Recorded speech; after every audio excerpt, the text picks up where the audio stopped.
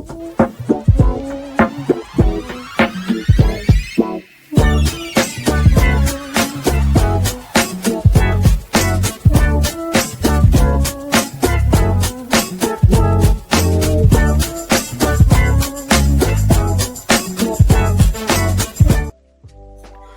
up, ladies and gentlemen? This is your boy GQ, and I'm here with Boulevard.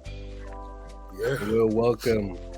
We're excited to bring you Season 4, Episode 1 of Live from the Bench.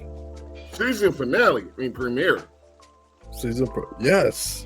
We're giving you guys, this is our 4th season of this show. So this is awesome. Today's episode, we'll be discussing how much people dislike the Super Bowl MVP Jalen Hurts. And as Eagles fans here on this show, we're going to talk about why we don't understand it. It's one of those things that I don't understand, me personally, being a big Jalen Hurts fan. It's just really weird to hate a guy. Like, it's just nowhere in the cards why people just do not give this man credit. What man? Jalen Hurts. Oh. He just gets no credit for what he's doing. No credit. That's intentional. Yeah, it has to be. It's just like everyone goes out of the way. Agenda to keep him at a certain tier of quarterback, because he hasn't, by their standards, he's not worthy of moving up, of being in that level. And it's not because of what he does on the field. It's not because of what he says in the locker room, in the media, in the press conferences. It is not because of his stats. It's because it's just a theory. They just want Josh Allen to be the fucking guy. That they all want to put him on a pedestal and ignore the greatness of Jalen Hurts. I don't think it's necessarily personal for some towards Jalen Hurts, but some of these people it is. Like, some of them, one in particular, just has an agenda because his wife wants to fuck him.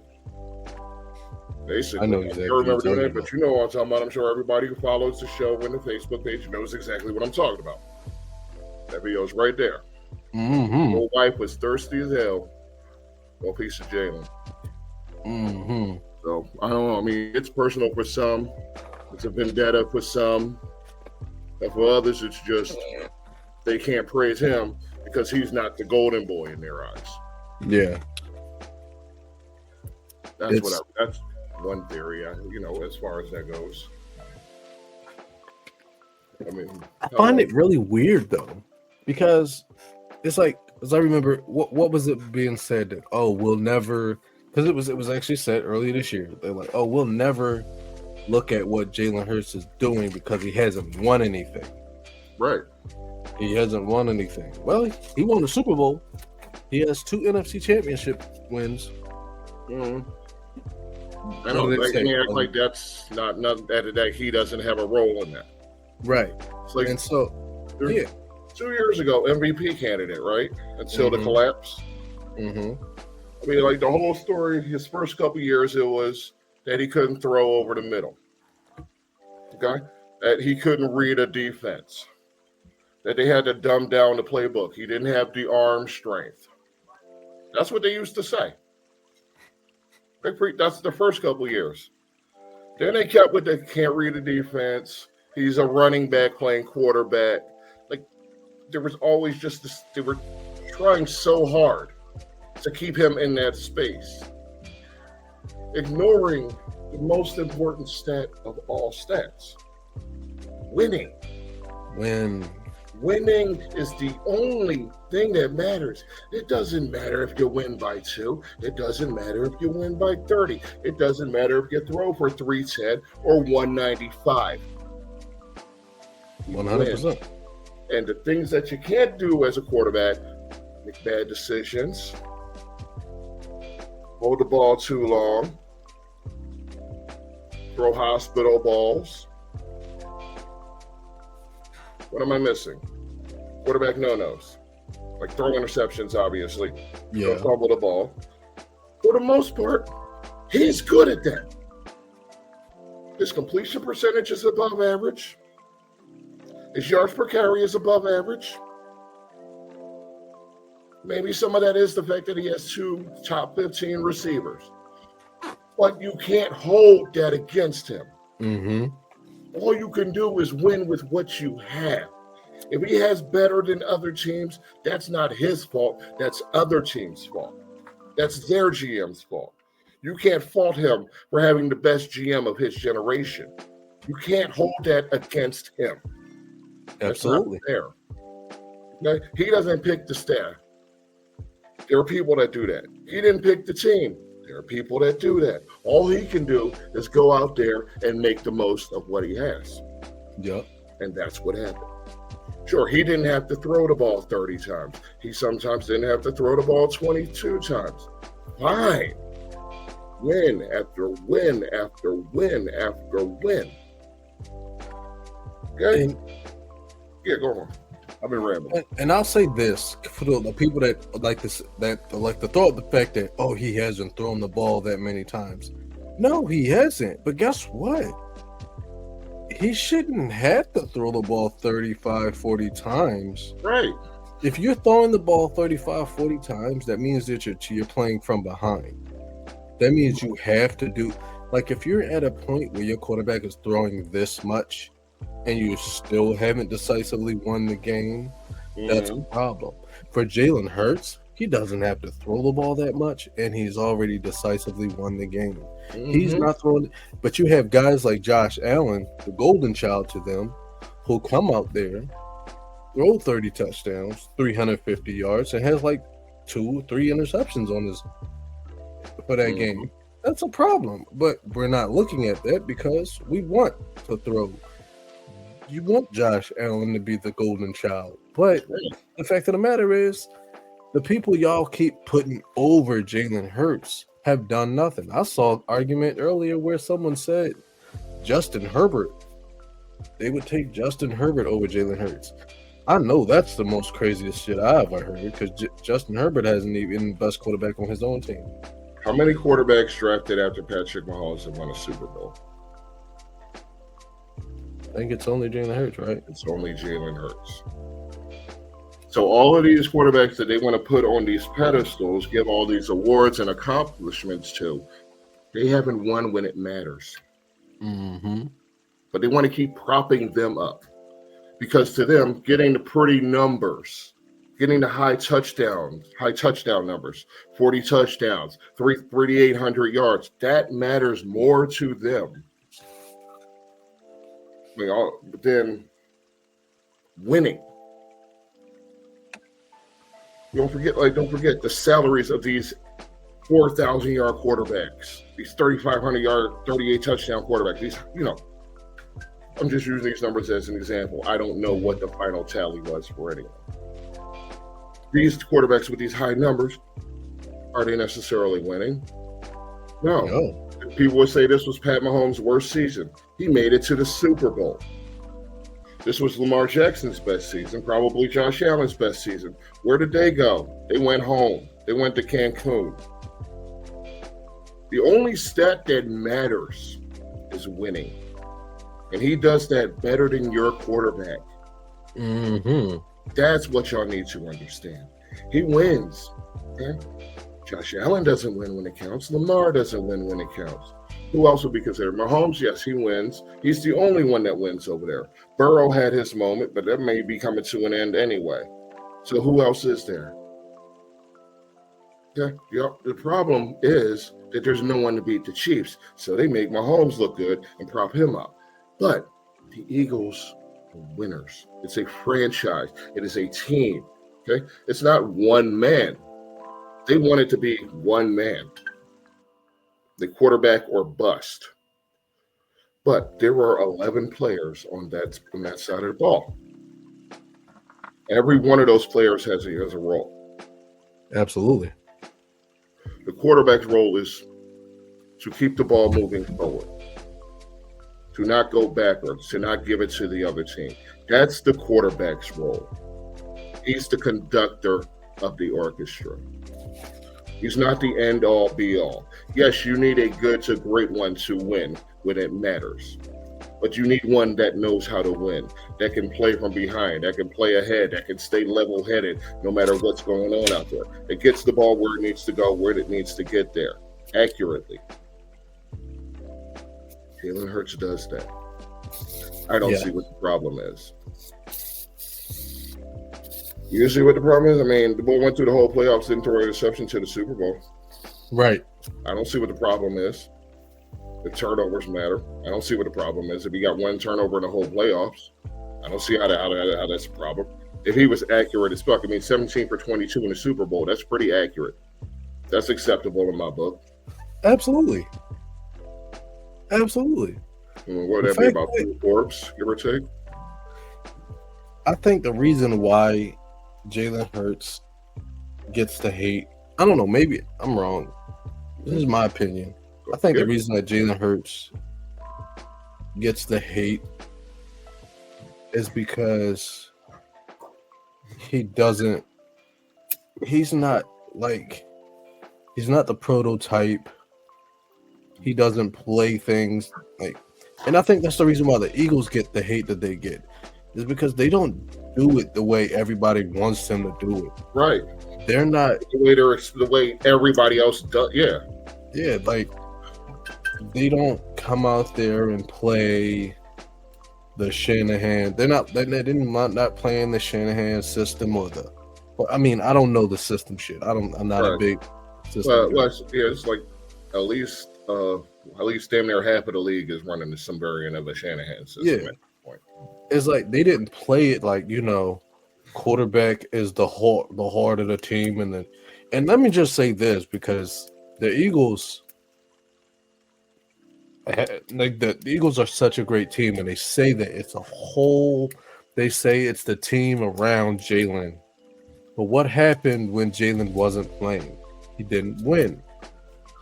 The time when they have won without him, it was because they were playing bad teams. Yeah. So it's like you say that, but when they played the Commanders and he went down. They were competitive, but they weren't competitive enough to beat. You saw that there was a missing piece when they played the Commanders when Jalen Hurts went down.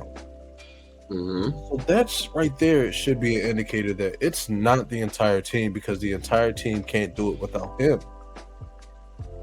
Right. So that means he's a very important piece of this team, and he's not getting credit for that. He's not being credited for what he does, the way he controls a game. You got out there and you got a guy like Kenny Pickett, who is the kind of quarterback y'all want Jalen Hurts to be, but he's not. That doesn't always work. You need a quarterback that can change the game, and he is. In fact, you saw the argument when people say he's a game manager. He's not a game manager. He's a game changer.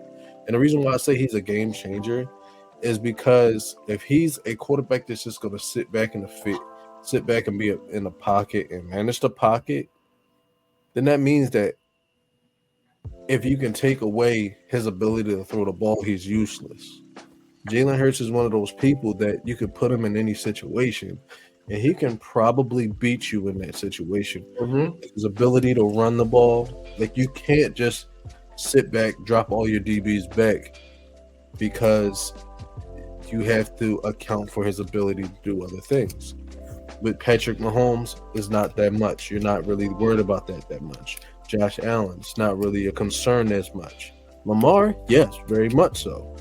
But for most other quarterbacks, like these guys that you want Jalen Hurts to be, quarterback throwing 35 times a game with these guys going 18 for 35, that's not good.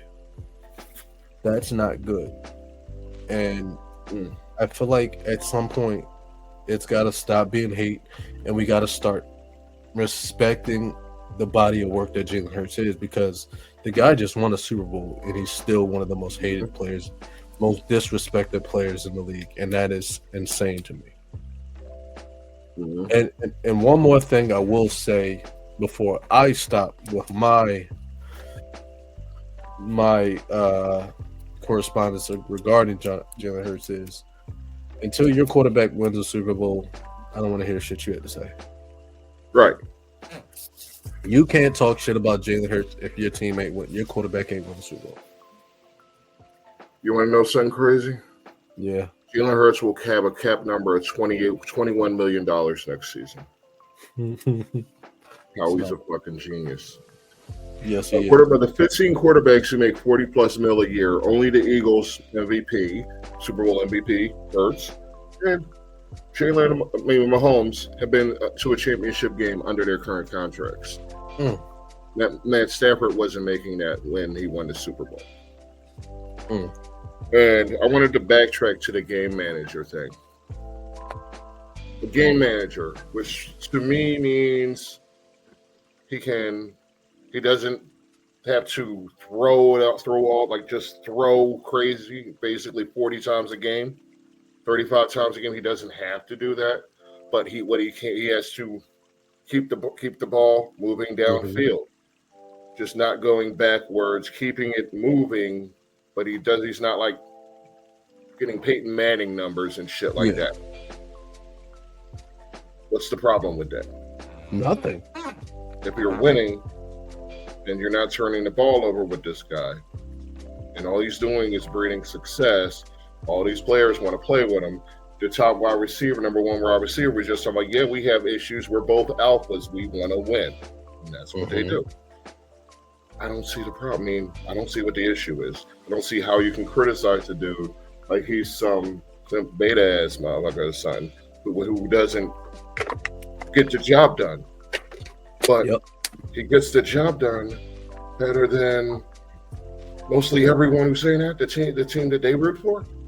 Your team hasn't had that kind of success. Your quarterback hasn't had that kind of success. Yeah. That's what 26-year-old. You're trying to criticize this guy. What's your team's record the past few years? Because Jalen Hurts is a quarterback, regular season playoffs, 52 wins, 23 losses.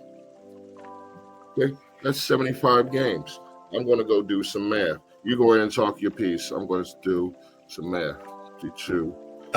I'll say, because I stick to what I say. Like, if your team hasn't done it, if your quarterback hasn't done it, I don't think people need to be talking. That is 69%. Okay, so basically, let's just say 70%. That's his win percentage. What are y'all talking about? What the hell are y'all talking about? Sure, you can go ahead and try to say he has so much help. He doesn't have to do it by himself. How is that a knock against him? Like, are you mad at him for having a great team, or are you mad that your GM hasn't done what his GM? I think it's a lot of jealousy. He was a second round pick. Yeah. Okay, he wasn't like insert team here with their first round high pick, who can't get the job done in the playoffs, or who can't get you to the playoffs, or who can't finish a damn season. You're not mad at Hurts. You're mad at your team. Yeah. That's the issue. Stop making him the scapegoat for what your GM is failing to do, or what your multiple GMs, multiple coaches, multiple quarterbacks have failed to do. You're mad at the wrong people. Be mad at your team, the team you root for, because it's their fault. Okay? The teams with all the quarterbacks you want to prop up. Be mad at them because they're not getting the job done. Okay? Don't be mad at Hurts because he has a great team with him. Yes, he has a great team. Obviously, he had a number one defense with him this season. Okay, he had a running back that got 2,000 yards, 2,500 yards this season. Yes, he had help. Okay, doesn't matter. They won. Okay, that's what they did. They won. That's what you're supposed to do. He didn't fuck up. He didn't turn the ball over constantly like your quarterback. He didn't go out there, lose a couple of games, hold the ball too long, get sacked a bunch of times like your quarterback. So don't blame him for that. Don't blame him because you don't have a running back. Don't blame him for that. Okay? Don't blame him because his number 2 is better than your number 1. Don't be mad at him for that. Don't be mad at him because they made good picks on defense that finally panned out when they got some good coaching. Don't be mad at him for that. That's not Jalen Hurts' fault. Your team failed to do that. I'm not talking about you, GQ. I'm talking about Oh, I know. generic fan that's watching. Okay, you're mad at the wrong people. That's what I'm saying. Absolutely. These million people who seem to have it in their hearts that they're going to keep trying to keep him down, and all he's going to do is go out there and say the right thing week after week. Okay? Yeah. Y'all hate to fuel the game. Yes. Yeah. Plus, he was just voted the 91st best player in the NFL.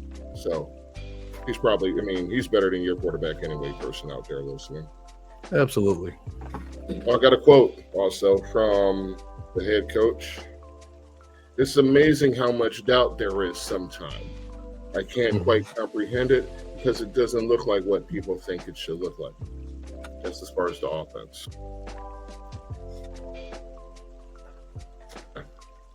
Yeah. Yeah. They don't like it, but they're just going to keep struggling with it. They're going to keep complaining about the tush push. They're going to do everything in their power to let their jealousy shine. Those green eyes are glowing. So, speaking of that tush push,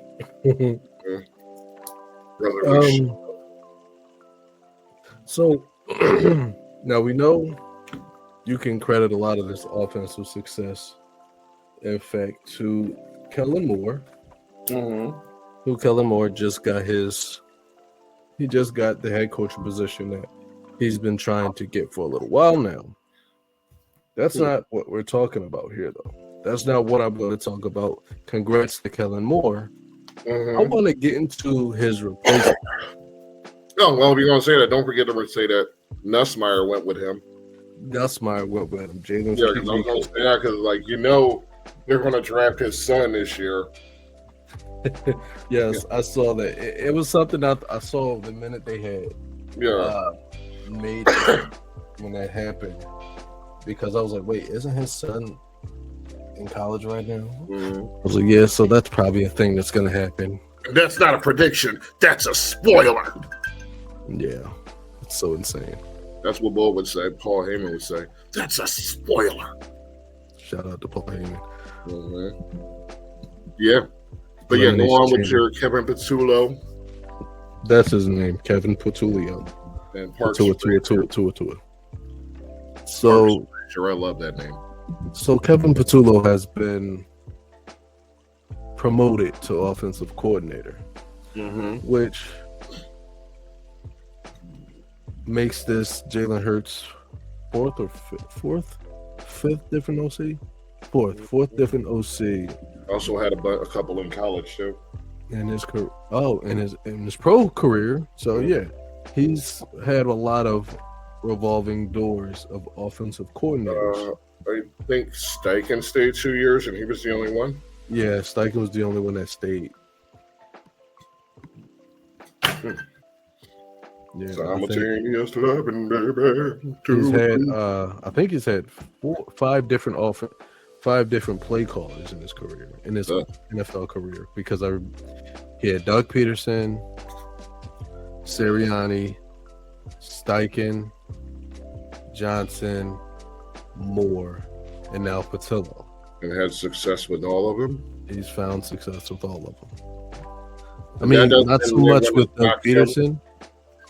Not so much with Doug Peterson, but that's also because Doug Peterson was shit for brains, and he did not know what he was supposed to do with Jalen. You mean the guy who just got fired? Yeah, the guy who just got fired. You don't say. You don't say. That guy sucked at his job. You don't say. Yeah, he definitely sucked. Was the Jeff Fisher of his generation? No way. Absolutely. He reminds me of Jeff Fisher. So yeah, so Patullo is going to be coming in, and I have a thought about him, and I'm gonna just say, I wasn't 100% happy about him being promoted, but I went along with it because of the continuity of Jalen Hurts having somebody that he's worked alongside. But I mean, he's been with Jalen for a little while now, so consistency is very important. Yeah, that should help him, and especially with the very little interference by Nick Sirianni because we just got to hope that continues. Because I think Kellen Moore was a very experienced OC. So that was one of those things where, like, yeah, you can't really interfere, Nick, because Kellen knows what he's doing. Right. Now, Patillo, that's where I'm a little afraid, is because he doesn't have that experience as an OC, and you might revert to where we get some interference by Nick Sirianni. And Nick Sirianni's not an effective play caller. So I feel like we have to see Patillo really take the reins and not get the interference. Like, and we gotta hope that there's not that much difference from the offensive game plan and schemes that they ran this year. I mean, of course, Patillo's probably going to have his own plan, but you don't really want to change what they had going on. Just try to do the same thing you did this past season and do it again. But one of what works is just how to put it. And that's where I was afraid, because Patillo's like very inexperienced, and then when you got a guy like Nick Sirianni who does tend to get to interfere when he shouldn't, I feel like with Patillo not being as experienced, Nick may try to butt in. And I feel like that's one of those things you'll probably see a little bit of, and that's where I was like, we should probably go out and get an experienced OC. And then again, my fear is this: Patillo next season, great year. He has a great year as an OC. Let's say he gets a head coach job, or head coach candidate position. Ain't no way in hell he's ready, but yeah, happen. We'll see even more turnover, and that's like my biggest fear for Jalen Hurts, is like for him to still be able to continue to win with so much offensive coordinator turnover is insane. I just want to point that out. Yeah, that's insane. Yeah. Another point in his favor that goes against their narrative. Yeah. But I want to see Kevin Patillo have success. I just hope that we don't have, and because that's my concern. That's my only major concern with Kevin Patillo, is that he's not as experienced, and then maybe some interference by Nick Sirianni. Those are both valid concerns. Yeah. Given the history. Yeah. You're right. He has minimal experience. I mean, he does have a relationship with Hurts. Yeah. I mean, he was pass game coordinator. Mm-hmm. So he has a relationship with he has a relationship with the offense. There's a place to start from. Better than somebody coming in blind. I mean, right. Like you said, he's probably got his own ideas for his playbook. But the whole thing with Sirianni, he tried to do that this season, and it was a problem. Because, it's on record that it happened at bad times. He came out and admitted that was on me. Yeah. Multiple times. But for what I can tell, I don't know for certain. I would assume he just humbled himself and let Kellen Moore do his job. Yeah. And he rode that all the way to a ring. Now, if he would go and start feeling himself again because he's got this new guy who isn't assertive enough to take a stand for himself, then we're going to have some drama on offense, because we know what's going to happen. Yeah. He's going to go out there and make the wrong play call at the wrong time and screw us up. And that's where my concern is. I'm thinking, is Nick Sirianni still trying to convince some people that that he can call plays? Is that something? Because at this point, if that is indeed a concern or something that he's trying to do, he needs to not worry about calling plays. You're a Super Bowl winning head coach. Right. You're supposed to be a CEO head coach now. Yeah, don't even worry about calling plays. Just let them do it, because it's working. Let them do it. You're a Super Bowl winning coach. You're fine, bro. You don't have to prove nothing to us. You don't have to prove that you're an offensive genius. Right. Be the player coach that you are. Your team loves you. Be him. And let Kevin Patillo be him. Let Vic do him. Yes. Yeah, I'll second that. All that. And that's all I have on Kevin Patillo. Low. Okay. Now, I'm gonna pause it. I'll pause it at 30 seconds, 30 minutes exactly, and then put it back on the thing. Um, so from the notes, we got 5 players that are leaving the team or expected to leave the team in the new year. Mm-hmm. Josh Sweat, Milton Williams, Zach Bond, Makai Becton, and Darius Slay. Right. I feel like they can still get 3 of these guys without big deals or not have to make like without it hurting the team. I feel like they can bring back Bond. I feel like they can bring back Becton and they can keep Slay. Mm-hmm. But I feel like you got Howie's got to do work his magic, the magic that Howie does. Um, but right off the bat, I'm gonna say this right now: Josh Sweat and Milton Williams are gone. You think so? Yeah, I think they're gone. Unless the Philadelphia Eagles tag one of them, they're gone. Because Josh Sweat and Milton Williams are going to be asking for big money. Milton Williams, I think he did good this year. I don't think he did exceptionally great to where he's going to be worth the contract that he just got. But I'm not going to sit here and say that he's not going to be good at the next place he goes. So Milton maybe, Williams and Josh Sweat got combined 4.5 sacks in the Super Bowl. They're getting big money. yeah, they're going to get big money. I mean, And yeah. and they'll probably continue to be good players for they'll probably be very effective. If not, they can come back. I would Now, more or less assume that Williams is coming back, if any of those two are coming back, between Sweat and Williams, because Sweat will probably end up on another team on a rise or something. mhm.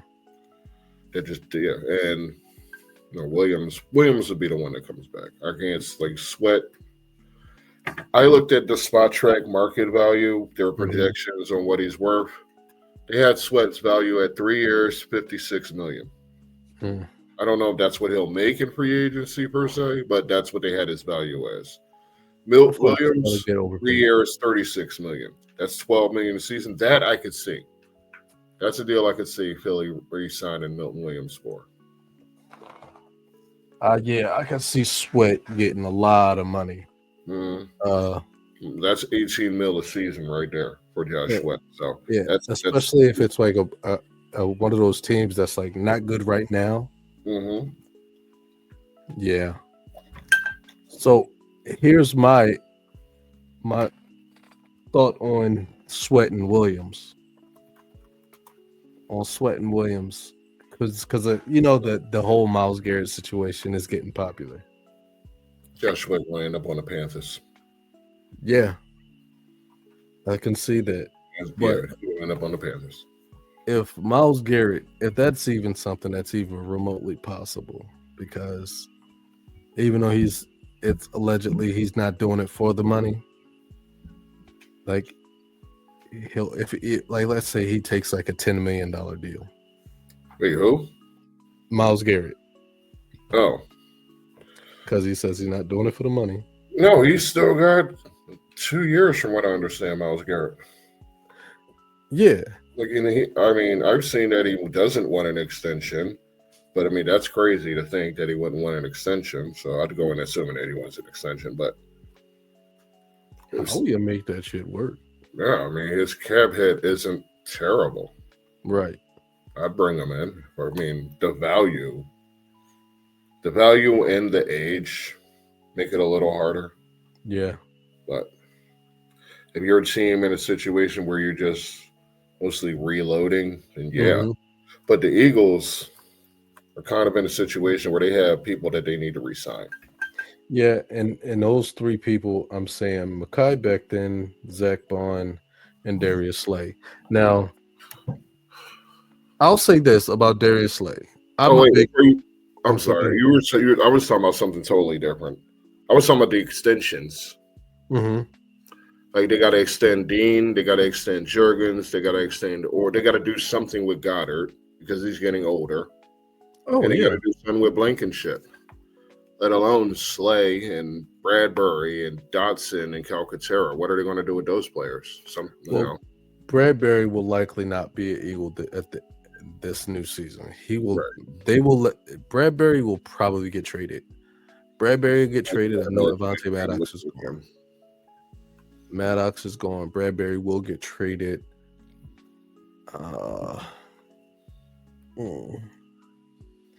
Blankenship will get a new deal.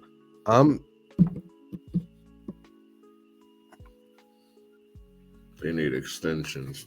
So I think they'll get the extension. I feel like Nakobe Dean will take an extension because he feels like he has something to prove. And I feel like he's not going to get the chance to do that somewhere else. Because I don't think people are looking at Nakobe Dean the way we see him.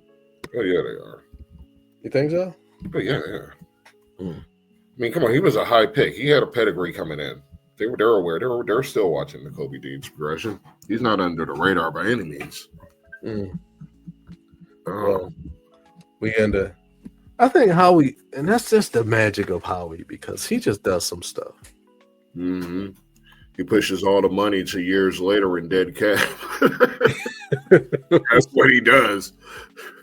I actually watched something about Howie, and it was the NFL. It was the day of the NFL draft, and his roommate, who was also an executive in the NFL, he was like a scout or something, and he said he was in the dorm room, and they were getting ready to watch the draft, and Howie walks into the dorm room in a full suit with notebooks, pads, and all this stuff, and how he was ready to he was doing his analytics and everything for the draft.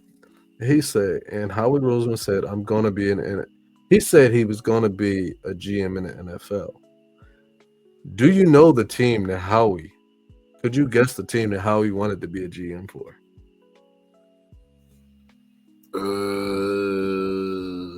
Boston Patriots. I don't think it was that long ago. He wanted to be the GM of the Jets. Oh, my next guess would have been the Boston Redskins. All right. So, yeah, by the way, Jalen Hurts has a cap hit of $107 million. Wait. Yeah, well, that's his cap hit. That's his dead cap. I'm sorry. That's his dead cap. At some point, it's going to hurt somebody at some point. Well, it's cut in half in 2026, so. That shit's going to hurt. I don't understand the cap that well. I just started looking into it this past week. I'm going to start studying that shit. When it comes to Howie, there's a lot of void years. So that's his thing. He ain't the only one, but that's how fucking New Orleans pulled out of that deep ass cap that they had a couple years ago, not last year. Yeah, they right back in it. Yeah, of course. But that's something we'll get into in another episode. Mm-hmm. Yeah, we got a whole lot for that. So yeah, you say cut Slay? I say let Slay go. And the only reason why I say let Slay go, let Bradbury go, because you're not using them. You're not using Bradbury. Just let Bradbury go. Let Bradbury walk. Let him go find a trade. You're not going to find a trade partner and just release him. And another reason why I say that is because you're going to lose Isaiah Rodgers as well. You have to figure out that other cornerback spot. I wouldn't touch Cooper DeJean. Let Cooper DeJean stay in the slot. Go over there and just, I hate to say it, but throw Keely Ringo to the Wolves. Yeah, or you can probably pick up a cheap veteran. You could. I mean, they will pick up a cheap veteran, but they got people that's been in the system for a season. So yeah, I would throw Keely Ringo, and I hate to say throw him to the Wolves, but I feel like the best way for you to figure out whether or not he's got it is by throwing him to the Wolves. Just throw him out there, and if he doesn't have it, then he can stick to the freaking special teams. You know what he can do on special teams. But I think you gotta put him out there and let him figure it out. And I think the only reason why you didn't have him out there this season was because what was it? At the beginning of the training camp, he was like he looked like he was looking like the top guy, and then Quinyon went out there, and Quinyon just basically stole the pack. Like if Darius Slay, if he probably would have took the spot from Darius Slay. Like he probably took that right out of Darius Slay, but because Darius Slay is that guy. He doesn't have to travel as much. That's something that was said is Darius Slay didn't. He doesn't have to travel with the best receiver anymore, and I think that's where you're gonna end up. But I feel like you gotta throw Keely Ringo out there. If not, you gotta Yeah, if draft somebody. Slay's gone, that is their best option Mm-hmm. at the cornerback situation. But I mean, the amount that would come off the books if they cut Slay, and considering they're only going to have 20 mil or so at the most starting out, they're going to have to make a move and to free up some space because you want to re-sign these players before they get too damn expensive. Yeah. You want to, extend these players, and there's no way you're going to be able to pick up Milton Williams, Zach Bond, Mekhi Becton, and Josh Sweat. You would barely be lucky to get two of them back. Yeah. I mean, there's probably a scenario where we don't get any of them back. But Yeah. I really would prioritize Milton Williams and Zach Bond. That's just Absolutely. Me. Because they are crucial. No, I'm not trying to say that Josh Sweat's not as crucial, but Milton Williams is crucial to the way that D-line played. Right. I think Zach Bond is crucial to where that linebacker plays. It's probably one of the best linebacker play that the Eagles have had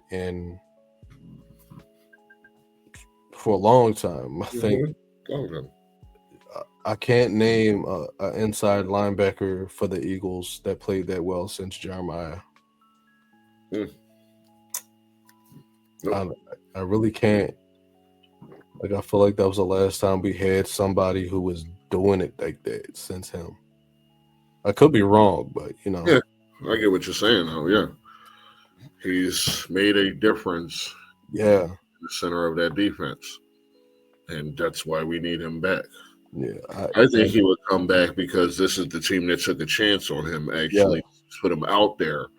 And to me, he's probably defensive MVP, but he obviously didn't win it.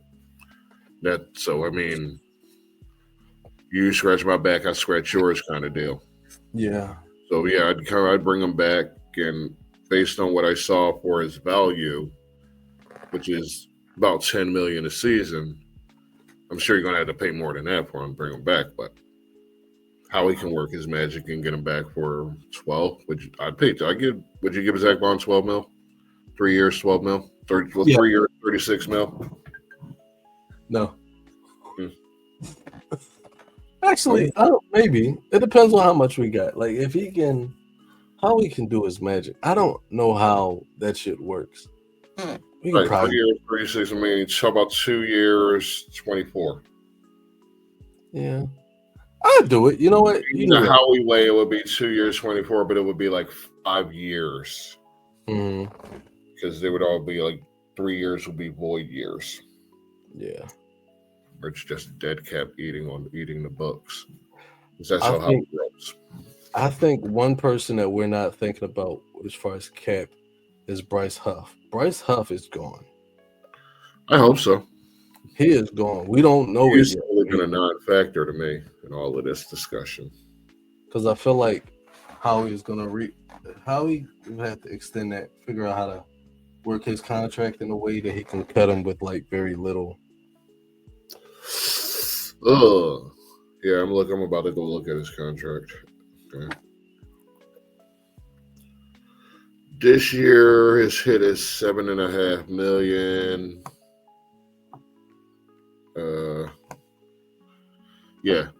29 mil in dead cap. Next year, 14 mil, 22 dead cap. I don't understand what this stuff means. So, but yeah, it's 27 mil in 2027 is cap hit, and he won't even be on the team. Yeah. So that's when that comes back. Stretch that shit more. 27, then 9, then 6, then 2 in 2030. Yeah. Oh yeah, that's. I mean, if you cut him, you could cut him after this season because you got to out for a 2-year, $34 million. Yeah, I don't know how this works. Whatever. All right, but he's got a potential out in 2026, according to Spot Track. I believe they will take that out unless he comes back this year and completely. If they keep him, he would really, really, really have to step his shit up this year. Stats are boring, aren't they? He had 3 sacks on the season. Jesus. Started 5 games. Saw 33% of the snaps. 13 total tackles. Yeah, that's plenty replaceable. Yeah. And the thing is, I got a feeling that Jalen Hunt and Nolan Smith are going to continue to elevate their game. Yeah. And that's a problem. I got hopes for Jalen Hunt. I got hopes for him. Yeah. He's hard. So. And the crazy thing is, I had said it earlier in the year that Nolan Smith was looking like he was stealing reps from Bryce Huff. And here he is. He woke up. That's what I think. He was sleeping the past year and just decided I'm going to wake up this year. Well, it takes him a little bit. I mean, physically it takes him a little bit. Mentally it takes him a little bit. You got to catch up to the game. Mm-hmm. He woke up and was like, oh, football. I mean, it really is a different game than college. Yeah. So. Well, I think that's all we have. Oh. Okay. Okay. Usually I have like an over under or something, but I don't have any of that anymore. I know, it's kind of weird. The football season. I miss football. Yeah, the PFF top 10 happened. Have you seen this? Have you heard about this? What's that? Okay. The Pro Football Fuck Ups. Top 100. No, I don't remember what the second F stands for. They had Jalen Hurts 91. Milton Williams 90. Go figure. Quentin Mitchell 78. Jalen Carter 77. Landon Dickerson 64. Cooper DeJohn 45. I can't say it any other way now. A.J. Brown 30. Lane Johnson 18th. Zach Bond 11th. Saquon Barkley 10th. Jordan Mailata 3.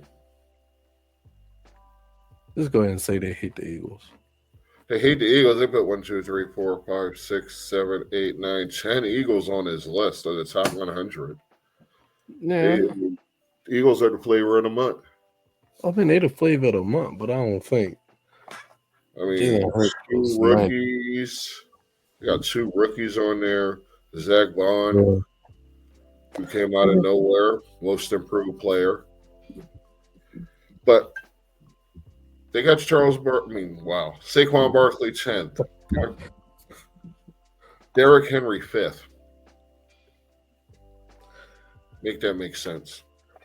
They're Eagles. And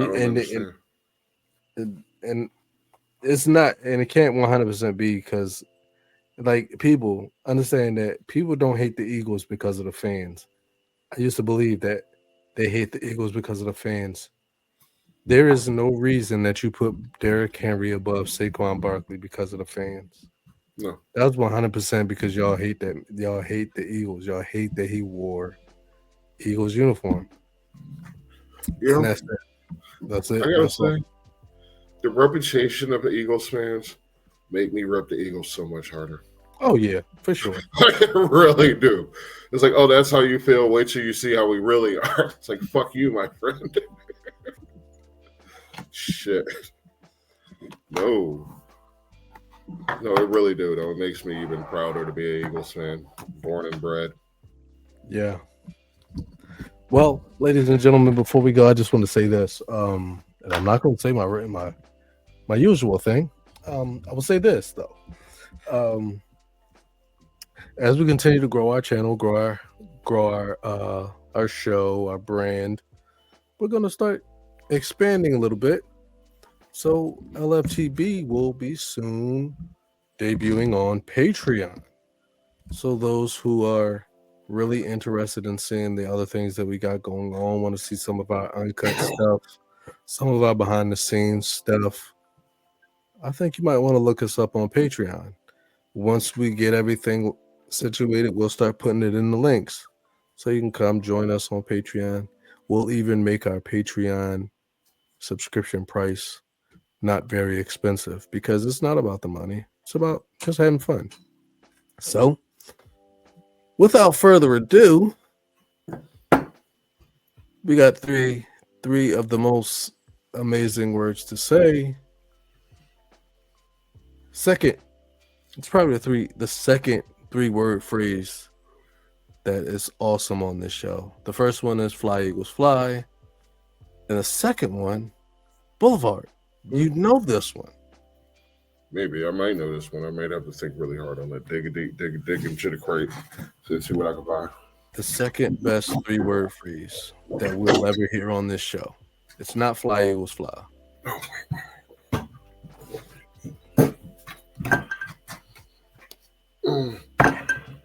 It's not under the gnome.